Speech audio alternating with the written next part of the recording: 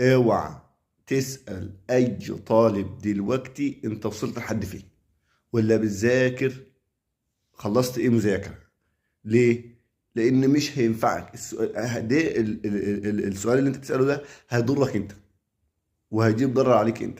فما تسألوش. لا، لان هو لو كان اشطر منك وشاطر وبيذاكر وخلص هيقول لك ده انا خلصت كذا وكذا وما ارجع من كذا وعم اعمل كذا، وانت لسه بتذاكر ولسه عندك حاجات ما خلصتهاش، هتتضايق وتقول ده هو خلاص، ويحصل حكايه حقد والكلام ده كله.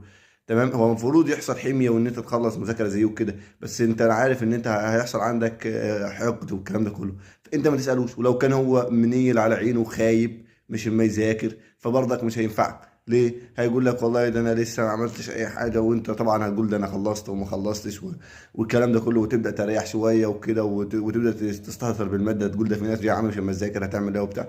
انت مالكش دعوه باي حد في الفتره دي خالص، خليك في حالك.